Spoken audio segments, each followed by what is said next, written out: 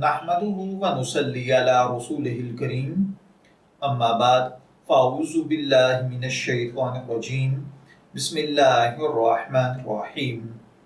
अस्सलामु अलैकुम dear viewers, आपके favourite Islamic informative channel Shaoor info से मैं हूं प्रोफेसर शब्बीर अहमद। हमारा आज का टॉपिक है हराम आमदन पर ज़कात या कुर्बानी वाजिब होना। ये एक सवाल है जिसमें एक भाई ने पूछा है। वो कहते हैं कि अगर किसी शख्स की टोटल आमदन हराम हो तो क्या उस पर कुर्बानी और ज़कात अदा करना वाजिब है या नहीं। इसमें उन्होंने दो सवाल बनाए हैं। एक, इस हराम माल में उसकी मलकियत साबित होगी या नहीं, और दो, क्या ऐसे शख्स पर ज़कात और कुर्बानी वाजिब होगी तो नहीं। तो देखिए भाइयों और बहनों, याद रखिए कि माले हराम की आमदन के बहुत सारे ज़राए हैं। मसलन गसब करना, चोरी करना, डकैती से हासिल शुदा माल, सूद के ज़रिए कमाया गया माल, जुए के ज़रिए कमाया गया माल, रिश्वत वगैरह के ज़रिए से कमाया गया माल, ये सब काम हराम आमदनी के ज़राए हैं। इनमें मलकियत साबित होने ना होने में सबका हुक्म मुख्तलिफ है। इसलिए इस सवाल के हवाले से मैं भाई से ये रिक्वेस्ट करूंगा कि आप उस हराम आमदन का दोबारा से पूछ लीजिएगा।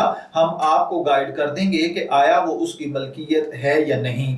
अलबत्ता जो इनका दूसरा सवाल था, क्या हराम आमदन वाले शख्स पर कुर्बानी और ज़कात अदा करना वाजिब है या नहीं, तो याद रखिए जिस शख्स की कुल आमदन हराम हो उस पर हराम माल की वजह से ज़कात और कुर्बानी अदा करना वाजिब नहीं होता है, क्योंकि माले हराम का अगर मालिक मालूम हो तो उसको वापस करना वाजिब है। और जब आप माले हराम वापस करेंगे तो आपके पास कुछ नहीं बचेगा, लिहाजा आप पर कुर्बानी वाजिब नहीं होगी। और बल्कि अगर किसी के पास ऐसा हराम माल आ गया है तो उसको बिला नीयत सदका करना होता है, सवाब की नीयत भी आप नहीं कर सकते हैं। तो जब आप हराम माल पर, हराम आमदन पर सवाब की नीयत के साथ सदका नहीं कर सकते तो उसकी ज़कात अदा करना या उससे कुर्बानी करना कहाँ जायज होगा। मैं दुआगो हूँ कि अल्लाह ताला हमें इन बातों को समझकर इनके मुताबिक अमल करने की तौफीक अता फरमाए। शब्बीर अहमद को इजाजत दीजिए, फिर हाजिर होंगे किसी नए टॉपिक के साथ। तब तक के लिए अल्लाह हाफिज।